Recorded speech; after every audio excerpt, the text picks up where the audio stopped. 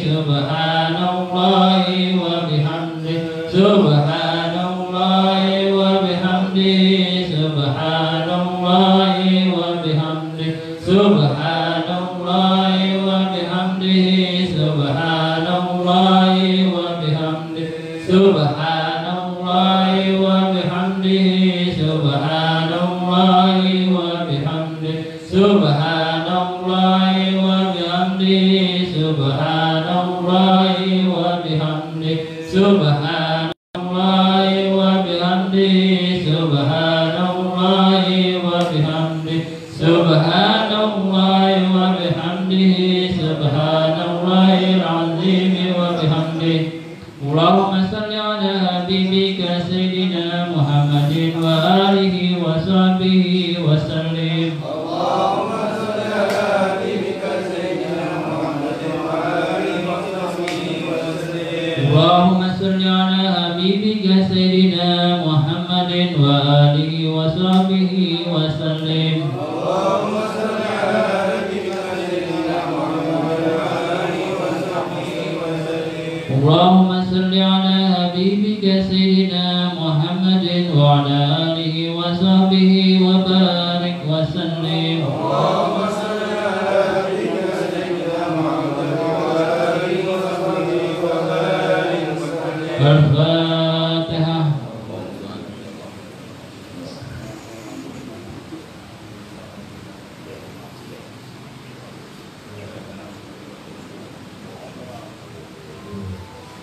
Ya Rabbi bil Mustafa balligh maqasidana waghfir lana ma madha ya wasi'al karami.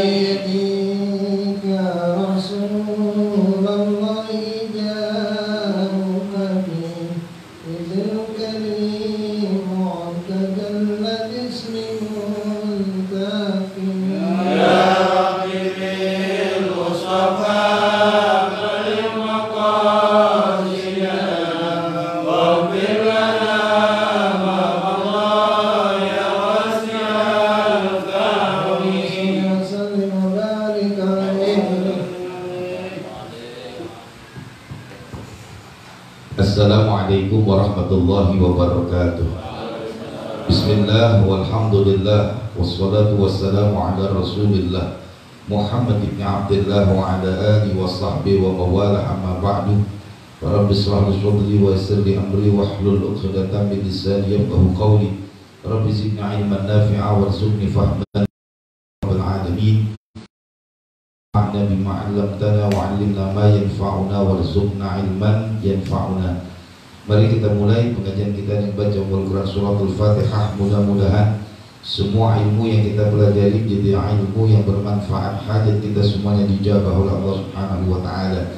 Ala hazihi niyah wa ala kulli niyatin salihah wa ila hadratin Nabi. Al-Fatihah. A'udhu billahi minasyaitanir rajim. Bismillahirrahmanirrahim. Alhamdulillahi rabbil alamin arrahmanir rahim maliki yaumiddin. Iyyaka na'budu wa iyyaka nasta'in ihdinas siratal mustaqim siratal ladzina an'amta 'alaihim ghairil maghdubi 'alaihim waladdallin. Amin. Bismillahirrahmanirrahim. Babu satri auratil muslimin wan nahyi an isya'atiha li ghairi daruratin. Qala ta'ala innallaha alladhina yuhibbuna an tashyi'al fahishah fil ladina amanu lahum adzabun alimun fid dunya wal akhirah. Wa an Abi Hurairah radhiyallahu anhu Nabi sallallahu alaihi wasallam qala la yasturu 'abdan fid dunya illa satarahu Allah yaumal qiyamah.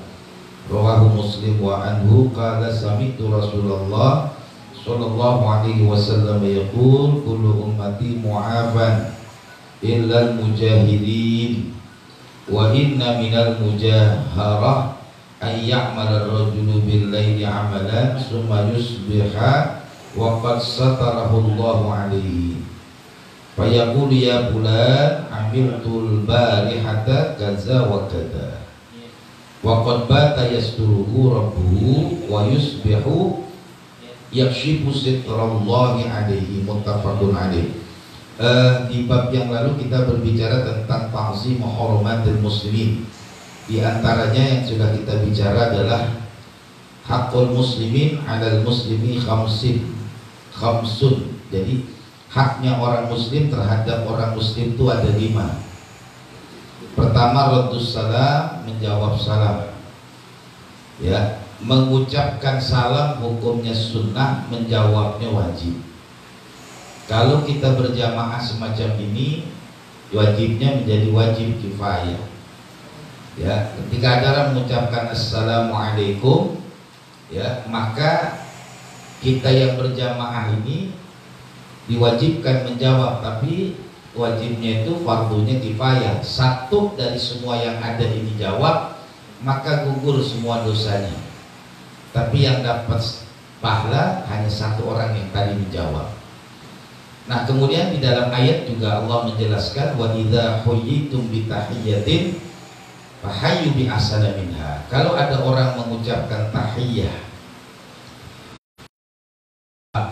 ya, maka fahayyu bi ahsana minha, jawab balas dengan yang terbaik. Misalnya ada orang mengucapkan assalamualaikum, kita jawab waalaikumsalam warahmah. Kalau dia mengucapkan assalamualaikum warahmah, maka kita jawab waalaikumsalam warahmah wabarakatuh. Kalau ada yang mengucapkan salam assalamualaikum warahmatullahi wabarakatuh, kita jawab fahayyu bi ahsana minha, dengan yang lebih baik, waalaikumsalam warahmatullahi wabarakatuhu wa maghfiratuh.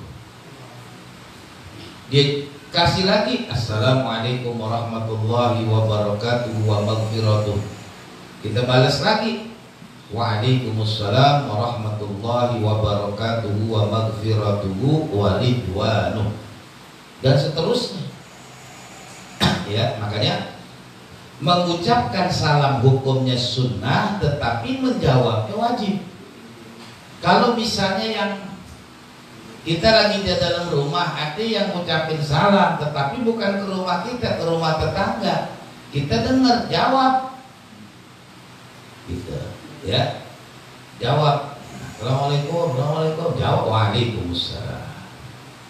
Ya, dia ngucapin berkali-kali, cukup kita jawab sekali. Ya, karena sebagai hak kita nih, hakul muslim 'alal muslim khamsun, hak antara kita ini orang muslim ada 5. Pertama, raddus salam.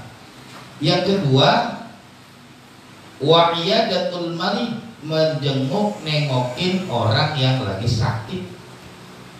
Ya, nah ini menjadi hak kita.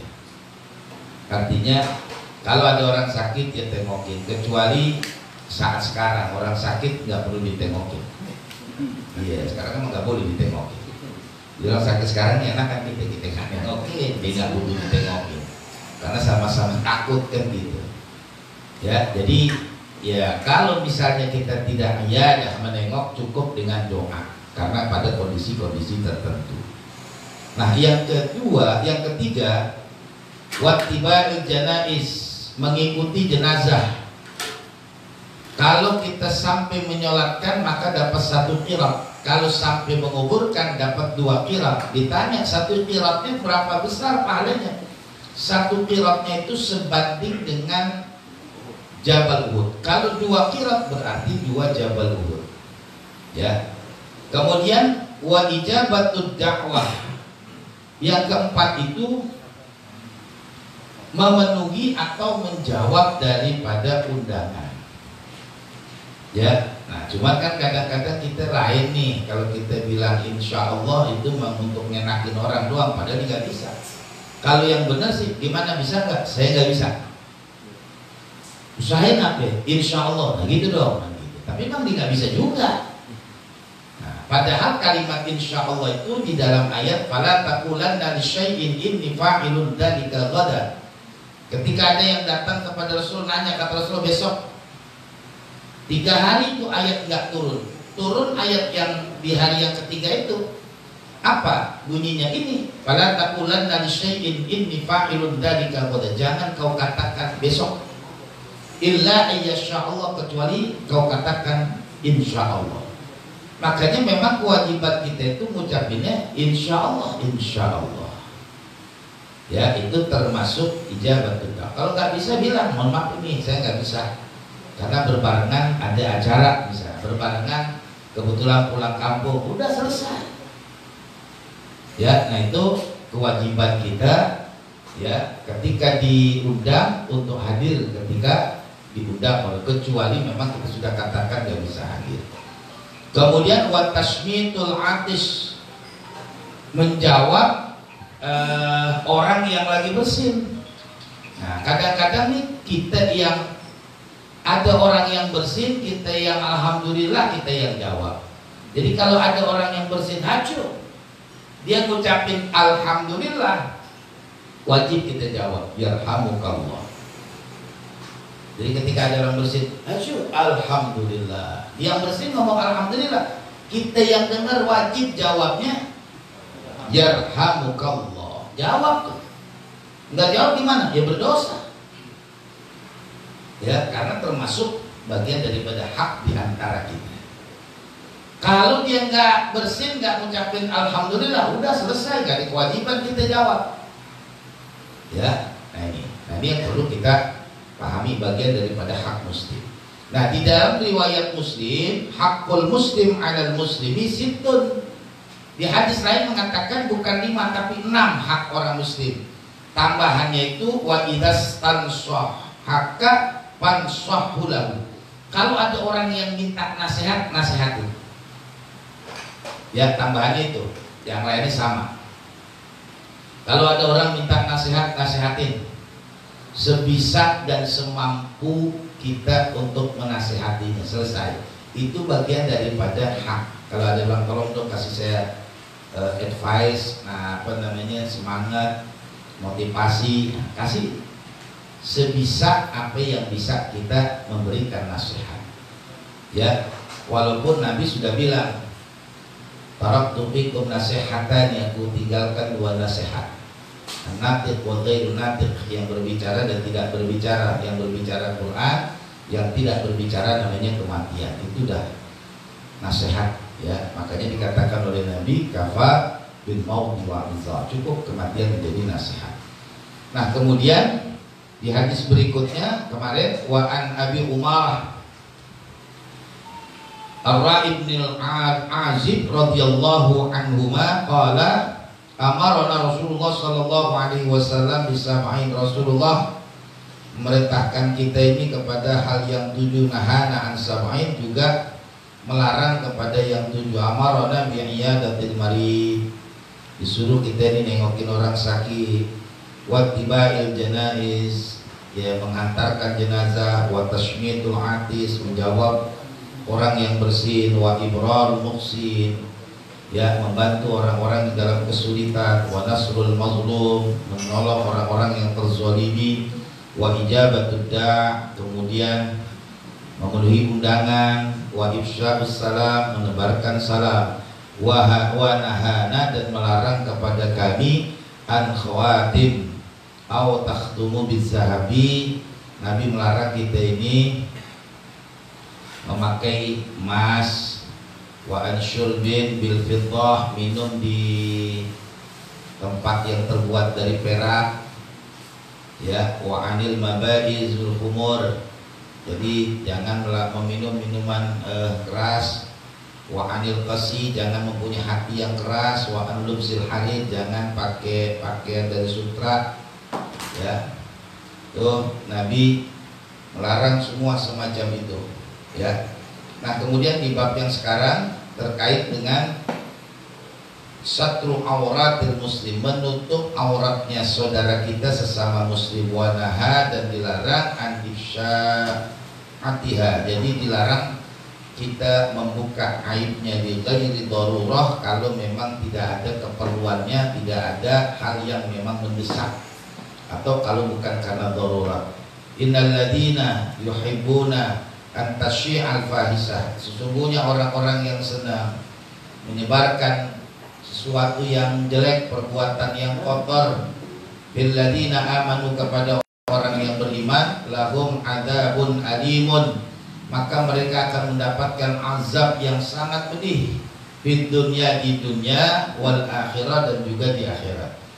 Orang-orang yang senang menyebarkan perbuatan-perbuatan buruknya saudara-saudaranya yang seiman, maka kata Allah, lahum azabun alimun, dia bakal dapat azab yang alim, yang sangat pedih di dunia wal akhirah, di dunia juga di akhirat. Nah, Abi Hurairah radhiyallahu an meriwayatkan dari Nabi, qala la yasturu 'abdun 'abdan di dunia, ketika ada seorang hamba menutup aib hamba yang lain di dunia, illa, kecuali satarahullahu yaumal qiyamah, nanti pada hari kiamat Allah akan tutup aibnya. Ya, ketika kita hidup di dunia menutup aibnya orang, maka nanti di akhirat Allah akan tutup aib kita. Sebab kenapa? Ketika di akhirat itu Allah akan tampakkan semua apa yang kita lakukan. Dari semenjak kita akil baligh sampai kita tutup mata, semua filmnya ada. Semua filmnya ada. Nanti akan dipertontonkan oleh Allah ketika di padang mahsyar, di yaumil hisab. Contoh nih. Nah, ketika kita hidup di dunia menutup aib orang, maka Allah akan tutup episode-episode yang gak baik. Kalau di dalam bahasa perfilman ada namanya editing, diedit nanti. Karena kita suka menutup, maka Allah akan tutup aib kita nanti. Bagaimana nanti ketika dipertontonkan semua apa yang kita lakukan di hadapan sekian banyak manusia sejak zaman Nabi Adam sampai yang terakhir, bagaimana perasaan kita saat itu. Nah, ketika hidup di dunia ini kita menutup aib orang, maka Allah akan menutup aib kita, ya. Bukan hanya di akhirat saja, di dunia juga Allah tutup, sebagaimana di hadis yang kedua. Sami'tu Rasulullah sallallahu alaihi wasallam, aku dengar Rasulullah bersabda, kullu ummati mu'afan, semua umatku itu dimaafkan oleh Allah, illal mujahirina, kecuali orang-orang yang suka menceritakan keburukan. Wa inna minal mujaharah ayya'mal ar-rajulu bil laili amalan summa yusbiha wa qad satarahu Allahu alaihi. Ada seorang di tengah malam dia melakukan satu perbuatan, kemudian di pagi harinya Allah tutup tuh perbuatan buruknya. Fayaqul, kemudian dia ngomong, ya fulan amiltul barihata kada wa kada, fulan semalam saya melakukan begini. Padahal Allah udah tutup tuh pagi, gak ada yang cerita, dia ngomong. Ya, itu namanya mujahirah. Jadi orang-orang yang sudah ditutup sama Allah. Aib kita ini ditutup sama Allah. Ya, orang yang mujaharah, orang yang menampakkan keburukan yang dia lakukan sendiri kemudian dia ceritakan kepada orang lain, ya. Nah, nanti Allah akan berikan hukuman buat dia. Nah, kemudian fayaqul ya fulan amiltul barihata kada wa kada wa qad bata yastaruhu rabbuh. Ya, ketika dia melakukan di pagi hari, malam Allah tutup, nggak ada yang tahu. Wa yusbiha, cuman paginya yakshifu, dia buka. Padahal satrallahu alaihi, padahal Allah udah tutupin. Apa yang kita lakukan dosa ini orang nggak tahu. kecuali kita yang ngomong. Jadi orang tahu. Padahal nih, ya di sini dikatakan, kullu ummati mu'afan, semua umatku kata Nabi dimaafin sama Allah. Nabi dah bilang seluruh umatku, kullu ummati mu'afan, dimaafkan oleh Allah. Kalau Allah nggak maafin kita nih Pak, semua aib kita dari tadi pagi kita bangun sampai gini hari, orang kan kasih lihat, dikasih lihat sama Allah. Cuman kan orang nggak tahu apa yang orang lihat kita enak dan baik aja. Padahal kemaksiatan itu kita yang tahu. Kesalahan itu tadi dari pagi sampai hari ini kita duduk, beberapa kesalahan itu kita tahu. Cuman kan Allah tutup. Allah tutup. Nah, orang-orang yang mujaharah, yang suka menceritakan keburukan yang dia lakukan, itulah yang Allah tidak suka. Padahal kullu ummati mu'afan, Nabi dah bilang seluruh umatku dimaafkan oleh Allah. Allah maafin kita Pak. Ya. Tadi seandainya Allah mau buka, kita malu. Lu suruh orang ngaji, lu tadi kagak ngaji dari pagi begini, lu gak baca Quran. Malu kita. Ya, kita disuruh zikir orang, lu kagak zikir. Kalau dibuka, malu. Itu hal yang bagaimana kalau maksiat. Tadi dia maksiat mengambil hak orang lain, gak ada yang tahu. Itu namanya Allah tutup. Cuma ketika Allah buka, malu kita. Kadang-kadang bukan Allah yang buka, dia yang ngomong. Terus dari gue yang ambil tuh, tapi jangan ngomong orang lain. Itu namanya dia mujaharah, menceritakan keburukan yang dia lakukan, padahal nggak ada yang tahu, di ngomong. Kan jadi orang tahu. Nah, padahal Allah udah tutup. Ya, nah itulah. Kenapa? Karena umatnya Nabi Muhammad mu'afan, dimaafin sama Allah. Wa anhu, hadis yang ketiga. Nabi sallallahu alaihi wasallam qala, "Idza zanatil amatu fatabayyana zinaha falyadliduha hadda." Kalau ada seorang wanita melakukan fatabayyana, berzina, jelas dia. Zinaha falyadlidha haddan, maka lakukan hukum jilid 40 kali. Wala yushrimu 'alaiha, setelah dijilid udah nggak boleh jadi omongan, sudah selesai hukum Allah. Jadi ketika ada orang berzina maka dijilid dia. Ketika sudah dijilid udah nggak boleh ada omongan, tutup semua. Kenapa? Dia sudah melaksanakan perintah Allah, hukuman yang ditetapkan oleh Allah. Summa inzana tsaniyah, tapi dia ngelakuin lagi yang kedua. Bal yajliduha hadda, laksanakan lagi hukum. Ya.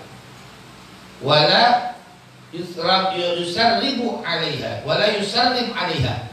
Jangan juga dibicarain. Udah tutup, selesai. Pertama dia melakukan, dihukum, udah selesai. 40 kali dicambuk. Melakukan lagi 100 kali dicambuk. Sudah, tapi tidak boleh diceritakan, selesai, tutup. Walaupun semua orang tahu, tutup dah. Summa inzanatis salisah, kemudian dia lakukan lagi yang ketiga. Bal yabiha, maka dikatakan jual aja deh. Ya, karena pada masa itu masa zaman budak. Jadi kalau misalnya ini orang perempuan berzina sekali, dah jilid dia 40. Masih melakukan yang kedua kali, jilid lagi 100. Nah, ketika dia melakukan yang ketiga, kata Nabi, jual. Ya bulan, ya dijual dah. Walau bihablin min sya'rin, sekalipun harganya tuh seperti sepotong tali, artinya murah. Jadi kalau ada budak perempuan yang berzina sekali, maafin, udah jangan jadi omongan. Kedua kali udah maafin, jangan omongan. Tapi ketiga kali, kata Nabi, jual lagi itu budak. Berapa harganya? Seperti sepotong tali, artinya murah. Makanya kan di dalam ayat jelas, ya, di dalam ayat jelas, jangan kau nikahi para pezina, gitu, ya. Orang yang berzina jangan kau nikahi kecuali kepada pezina itu sendiri, ya. La yankihuha illa zanin atau la yankihuha illa zaniyah. Kalau pezina laki-laki jangan kau nikahi, biarin dia nikah dengan wanita-wanita pezina. Wanita pezina jangan kau nikahi, biarkan dia menikah dengan laki-laki pezina, ya, kecuali dia minta maaf kepada Allah, minta ampun. Karena di zaman Rasulullah pernah terjadi ketika seorang wanita melapor, ya Rasul, saya telah melakukan berzina, kemudian hukum saya. Kata Rasulullah, tunggu sampai nanti kamu melahirkan. Selesai melahirkan, dia datang lagi, ya Rasul, saya sudah melahirin anaknya, saya siap dihukum. Kata Rasulullah, entar sampai anak ini kau susui 2 tahun. Disusui itu anaknya 2 tahun. Selesai 2 tahun, ngadep lagi ke Rasul, ya Rasul, ini anak saya sudah 2 tahun dan sudah saya susui. Apa kata Rasulullah? Dosamu diampuni oleh Allah. Hampir artinya ketika sebesar itu kita melakukan dosa, kalau kita taubatan nasuha, pasti Allah akan ampuni dosa kita. Gak mungkin gak diampuni. Ya, nah ini kalau kita cerita dari hadis Nabi yang lain. Nah, kemudian yang keempat, wa anhu qala anniyan Nabi sallallahu alaihi wasallam bi rajulin qad syariba qala idribuh. Qala Abu Hurairah, wa minna dharibu biyadihi. Ketika ada orang minum minuman keras, kata Nabi, dah pukul dia. Kemudian Abu Hurairah mengatakan, wa minna dharibun biyadihi, kami pukul pakai tangan. Wa dharibun binahlihi, kami pukul juga dengan sendal. Wa dharibun bisawbihi, kami pukul dengan pakaian. Falamman sharafa qala ba'dul qaumi, ketika sudah selesai bubar, kemudian sebagai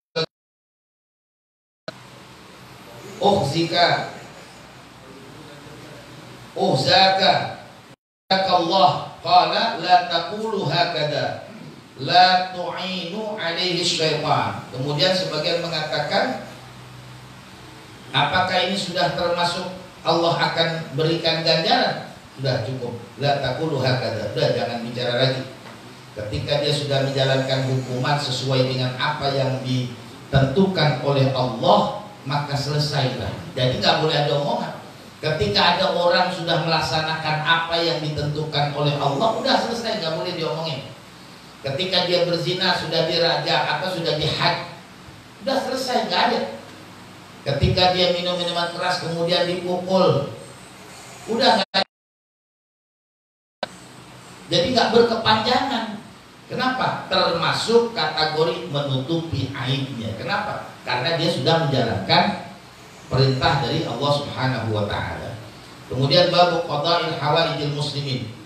Ya, karena hadisnya cuma 4, dilanjutkan dengan qada'i hawaijil muslimin, yaitu menunaikan hajatnya saudara-saudara kita yang muslim.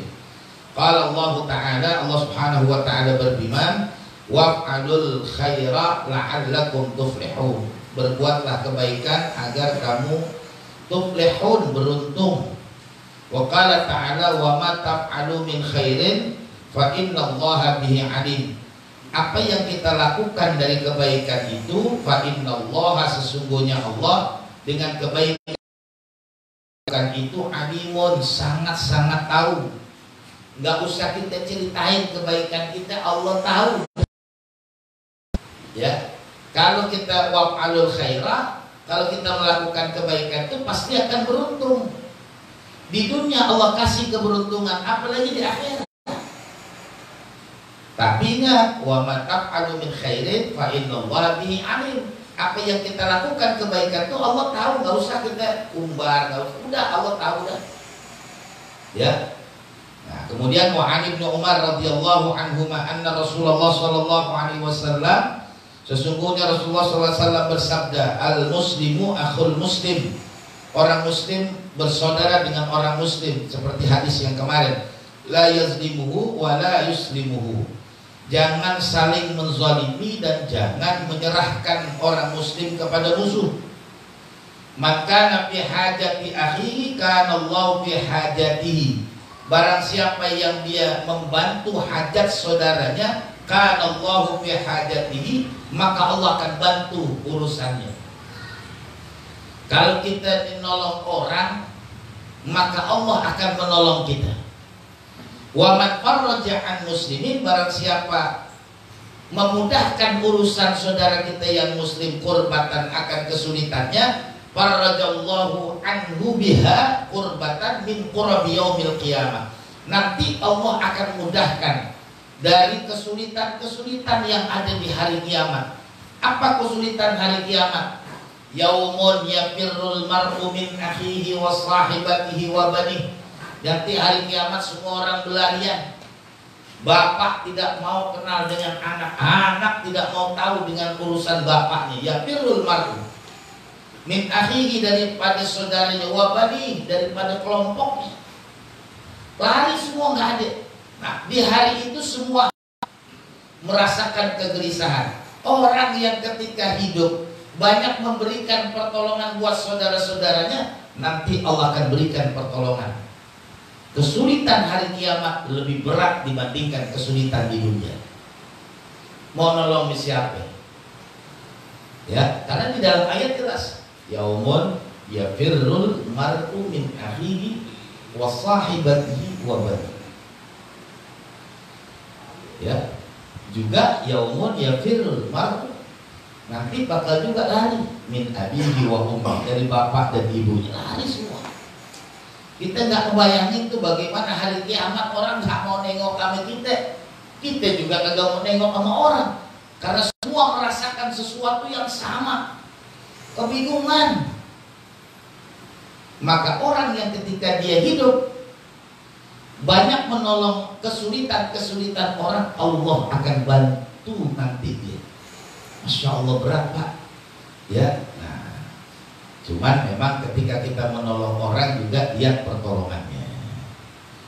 Kalau dia urusannya maksiat, wajib tidak boleh. Kalau memang urusannya untuk menjauhkannya dari Allah, wajib tidak ditolong. Tapi kalau untuk mendekatkan dirinya kepada Allah, kewajiban kita nolong.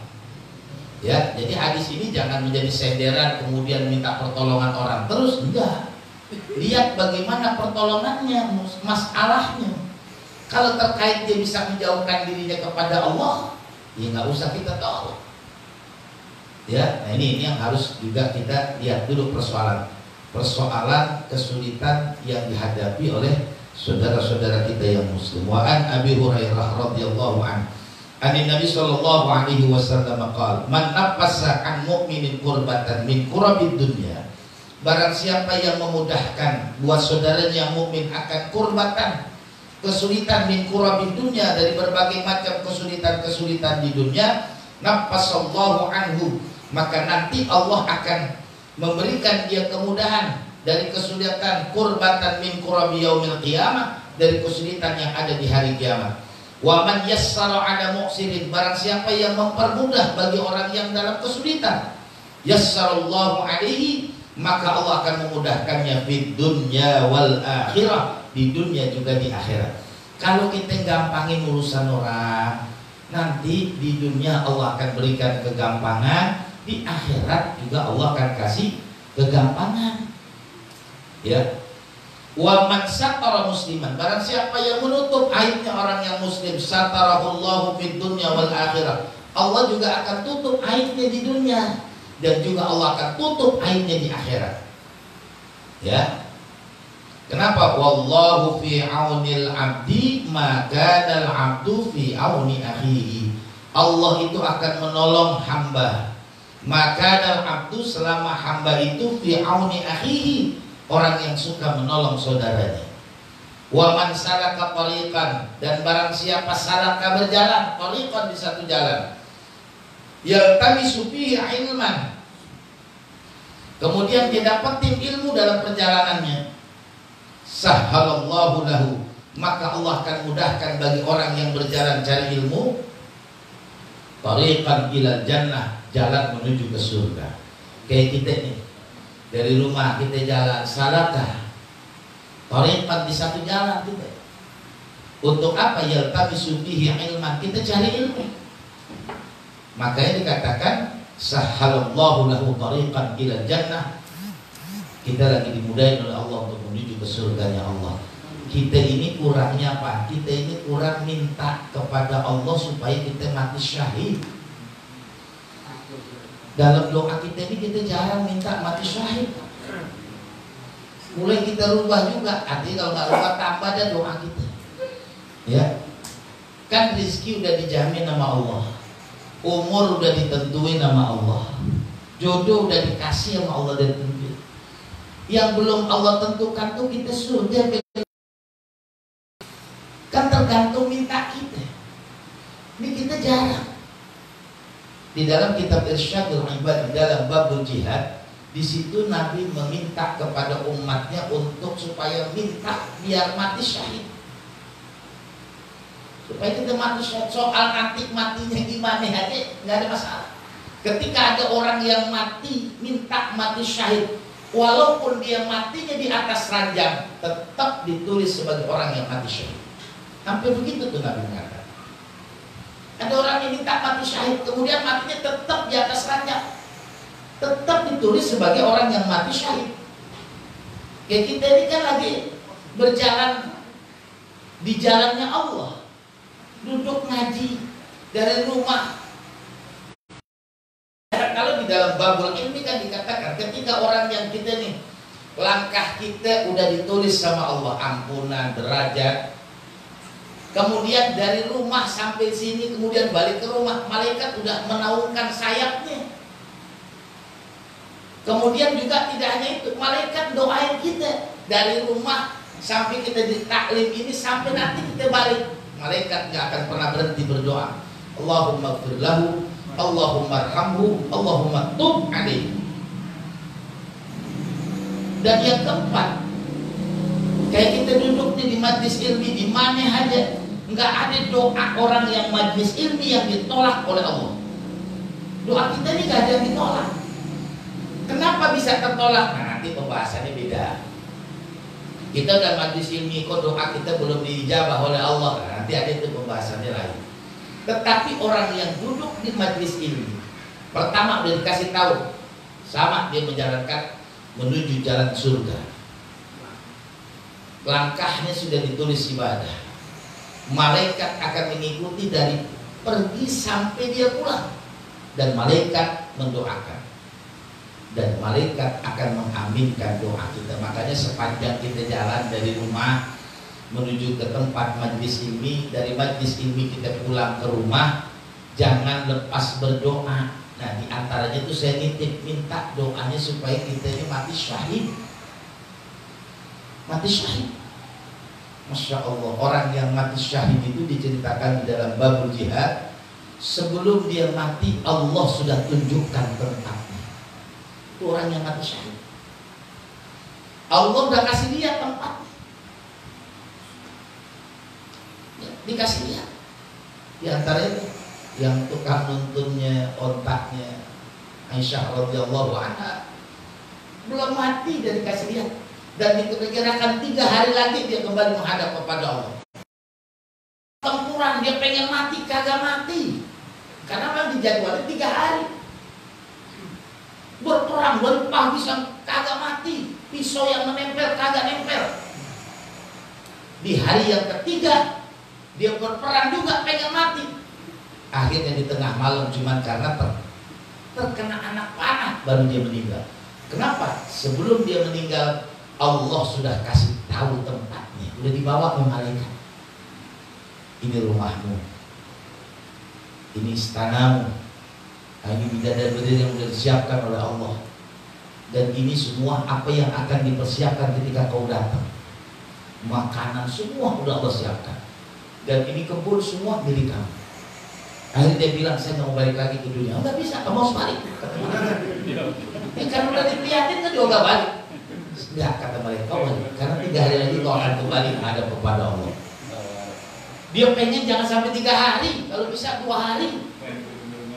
berperang di depan sendirian, atau nggak ada satu pedang pun yang nempel, justru dia bisa membunuh musuh. Balik lagi, nggak mati saya. Besok mau perang lagi, nggak mati lagi. Besok dia berperang sampai tengah malam, nggak mati. Pas pulang dia kena anak panah, nggak tahu. Pengennya dia kena, iya, kena pedang. Sebab kenapa? Ketika orang yang berjihad, ketika dia terpenggal kepalanya, tertusuk pedang, itu akan jadi saksi.